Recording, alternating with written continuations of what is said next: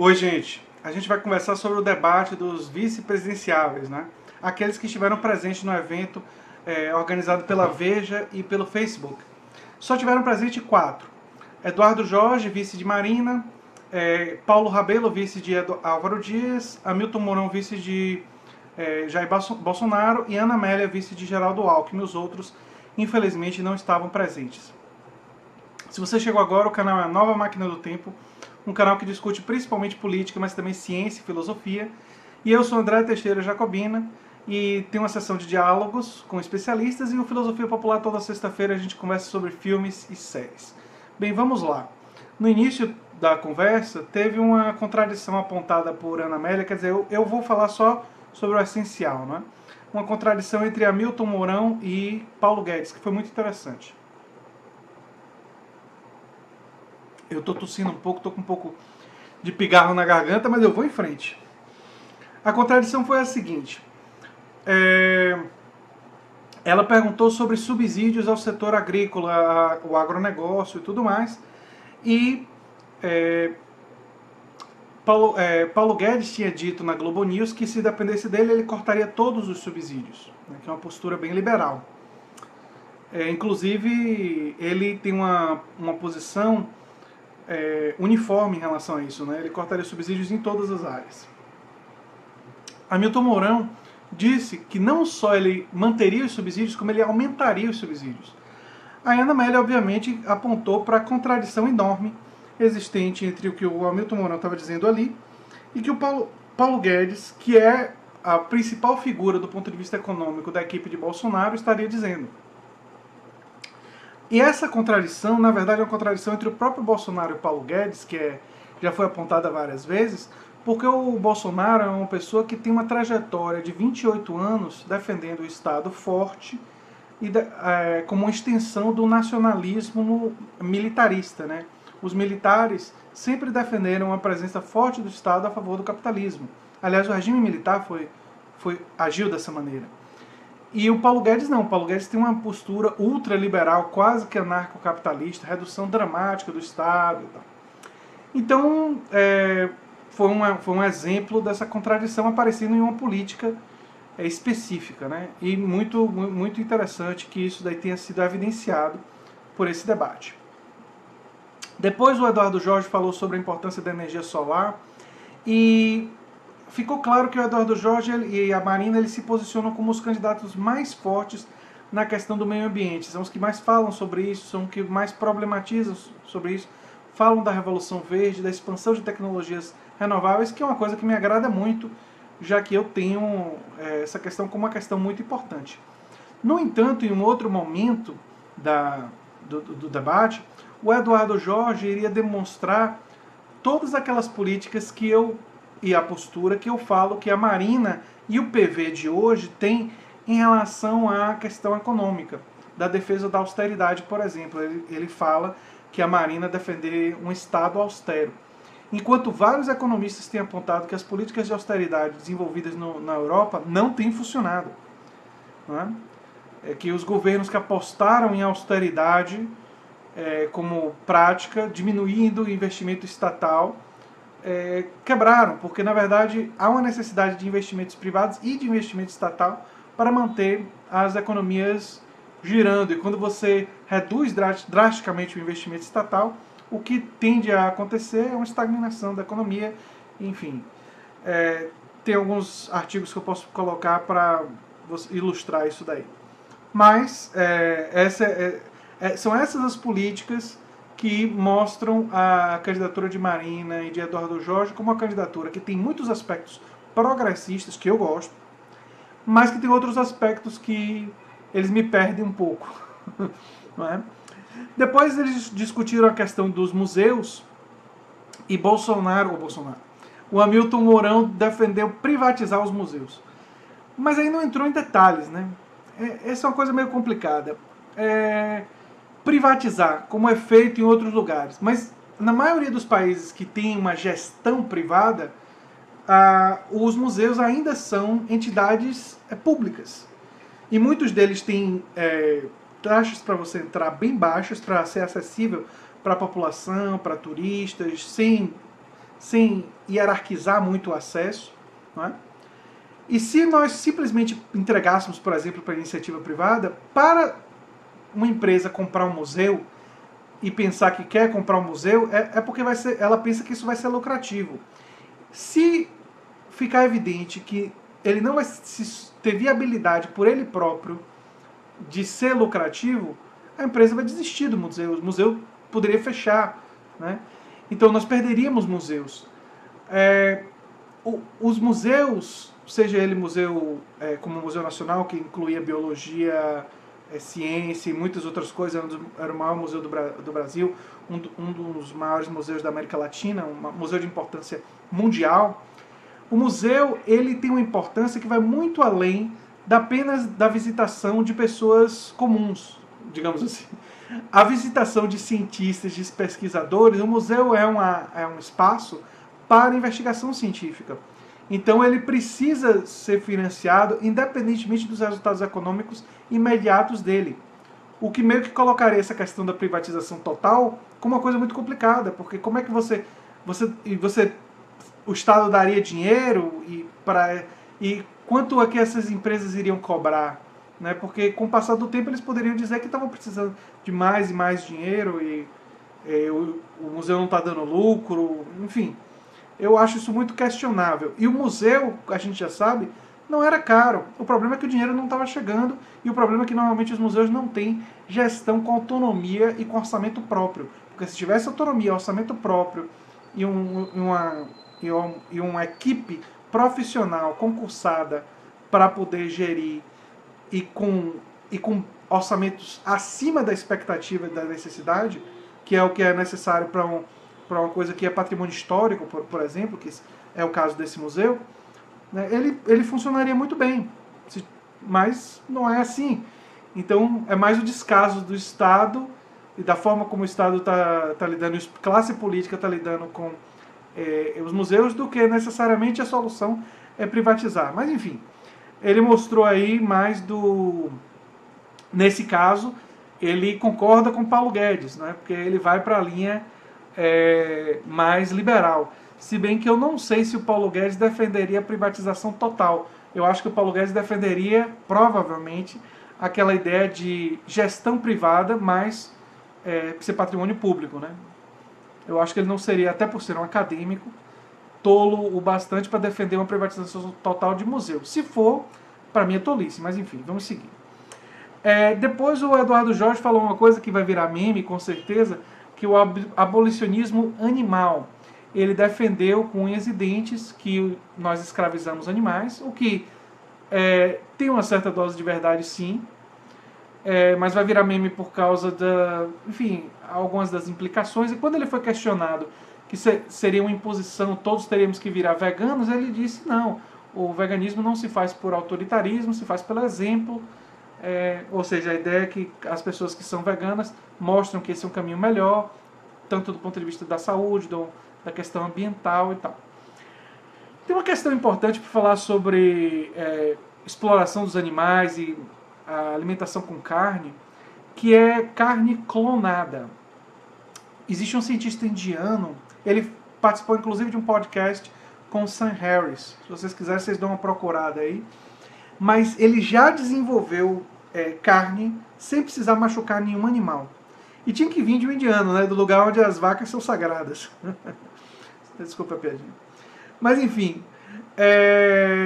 existem cientistas já trabalhando com essa ideia e sem dúvida nenhuma é plenamente possível de nós desenvolvermos uma carne clonada que vai ser muito melhor do que a nossa carne, porque ela não vai ter os agrotóxicos que os animais consomem comendo capim cheio de agrotóxico, que está no sangue deles, o agrotóxico.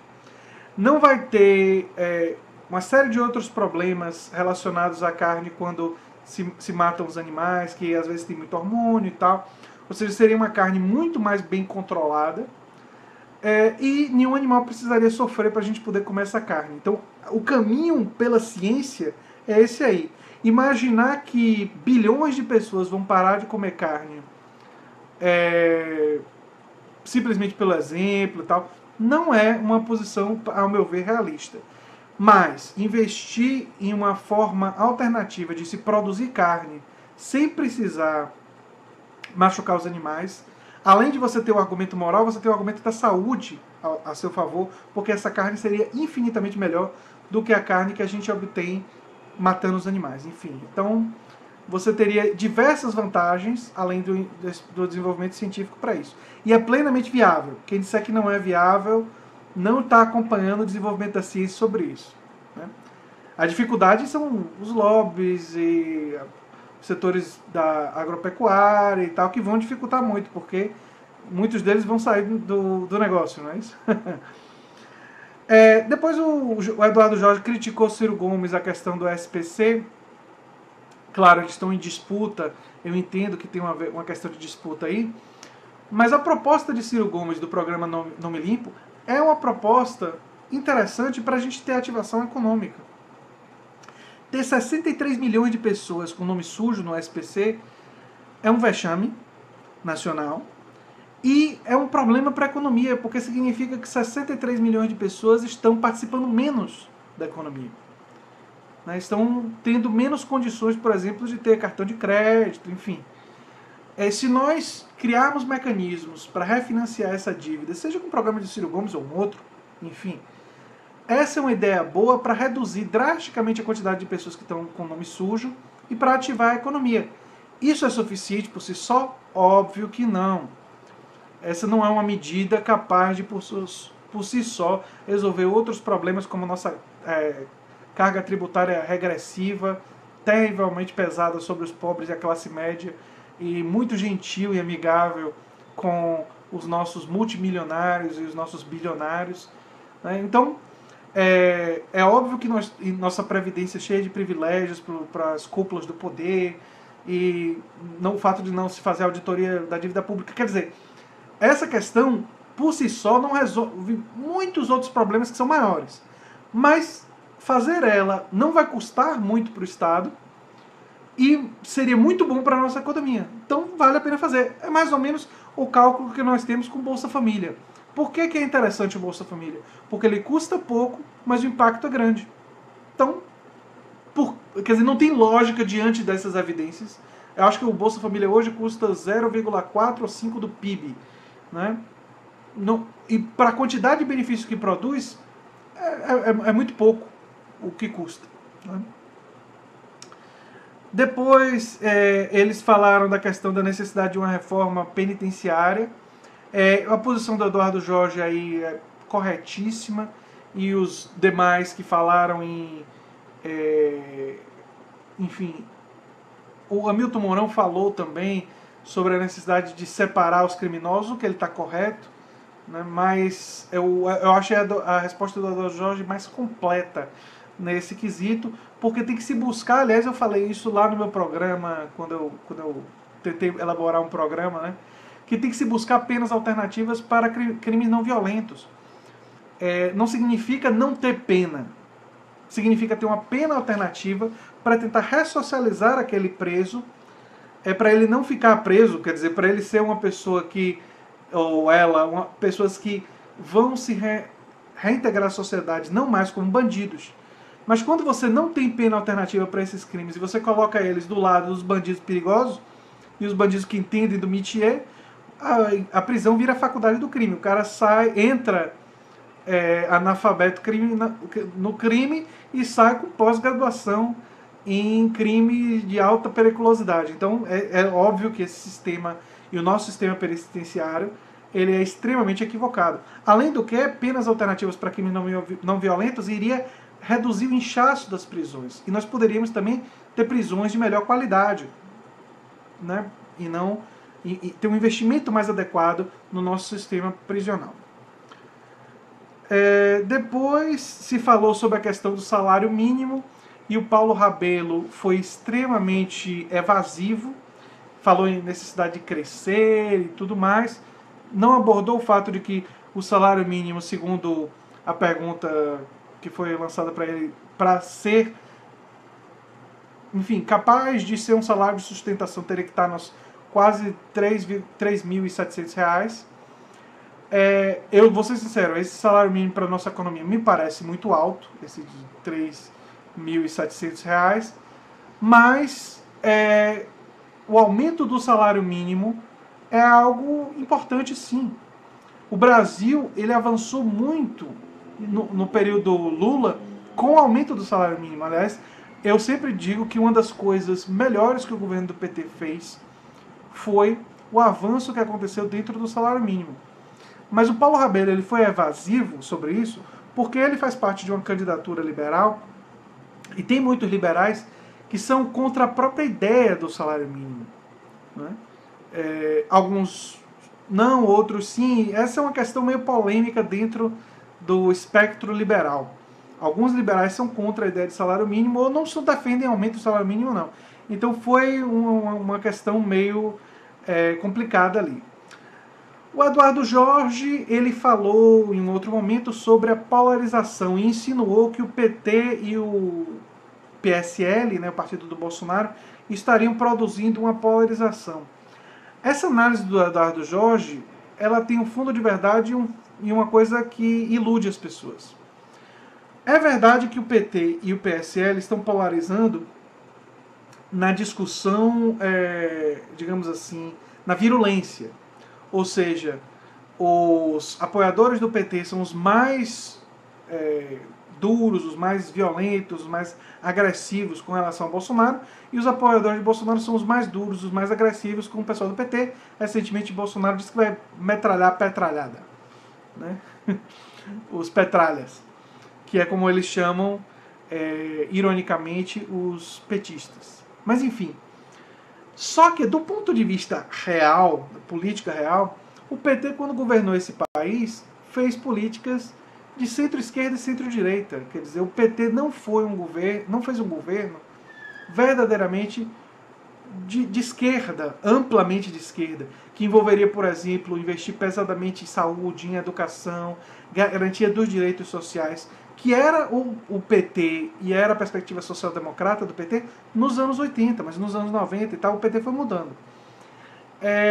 Então, dizer que o PT e o PSL produzem essa polarização do ponto de vista ideológico é errado. Dizer que elas produzem do ponto de vista da virulência, do discurso e tal, é até correto.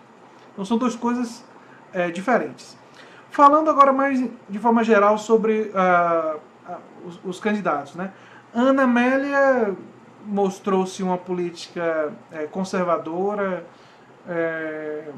que é bastante respeitada pelo Paulo Rabelo, ou seja, é uma política que tem uma trajetória mais na direita mesmo, no pensamento de direita. O Paulo Rabelo simplesmente expôs uma perspectiva liberal, culturalmente conservadora, não teve nenhuma grande novidade. O Hamilton Mourão, ele buscou a ser mais controlado e não dar espaço àquelas coisas que a gente sabe dele, das declarações dele no YouTube, que ele gosta de uma teoria de conspiração e tal, né, que ele tem falas desse tipo aí, se vocês procurarem vocês vão achar. Eu já vi algumas. Uma ele dizendo que o Brasil estava dominado pelo comunismo ateu. Essa parte é de morrer de rir. Um dos países mais cristãos do mundo estaria dominado pelo comunismo ateu. Eu não consigo me conter. Quando eu vi esse vídeo dele, eu me poquei de dar risada. Não sei se ele ainda está no ar no YouTube, é capaz que a campanha de Bolsonaro já tenha tirado. Mas enfim, eu achei o debate interessante e eu acho que faz a gente conhecer um pouquinho mais sobre os vices. Eu diria que, para mim, obviamente, dos três presentes, o vice que eu sou mais simpático é o Eduardo Jorge. Eu gosto muito dele como gente. Ele teve uma atuação parlamentar muito, muito boa na história dele. Quem conhece a trajetória de Eduardo Jorge sabe que ele aprovou muita coisa. Inclusive, ele deu uma porrada muito dura no Bolsonaro. Ele aproveitou a presença do Hamilton para dar essa pancada no Bolsonaro. Que é o seguinte, o Eduardo Jorge tem essa trajetória parlamentar extremamente bem sucedida. Aprovou muitas coisas importantes. É uma das pessoas que ajudou a escrever na Constituição o SUS. Enfim. E Jair Bolsonaro aprovou 2 projetos e tem uma atuação parlamentar pífia. E o Eduardo Jorge muitas vezes esteve na oposição, ou seja, teoricamente seria mais difícil para ele aprovar coisas ou fazer diálogo, mas ele mostrou que ele é uma pessoa capaz de dialogar com aqueles que são diferentes e buscar avançar naquilo que ele acredita. E o que ele tentou mostrar com isso, ele não ensinou, ele disse claramente que o Jair Bolsonaro é um cara que não é do diálogo, que não tem essa capacidade e que não teria condições ou capacidade para fazer isso enquanto presidente. O Mourão respondeu que ele vai escolher as pessoas adequadas e que esses vão fazer. Ou seja, insinuou que o papel dele seria o papel de comandante, mas não daquele que negocia diretamente. Mas a gente sabe do peso e da importância do presidente da República ou da presidenta. Eu acho presidente melhor. Não gosto de presidenta, não. Acho feio de doer o nome. Nada contra as pautas feministas, muito pelo contrário. Todo mundo sabe aqui que eu defendo muito os direitos da mulher, mas não gosto do nome. O presidente ele tem um impacto na negociação, ele é importante para isso e, enfim, o Hamilton Mourão meio que ignorou. Eu destaquei aí os pontos que eu considero principais, mas acho que a gente vai poder ver mais em próximos debates dos vices que tenham mais vices. Esse debate foi bom porque, tendo menos quantidade, eles puderam ir em maior profundidade em alguns temas, mesmo que às vezes eu achasse os tempos de resposta meio curtos. É isso aí, gente. Essas são as minhas observações. E se vocês gostam do canal, eu peço que vocês se inscrevam, dêem um like e compartilhem, que é muito importante para mim. Um abração e até a próxima. Tchau, tchau.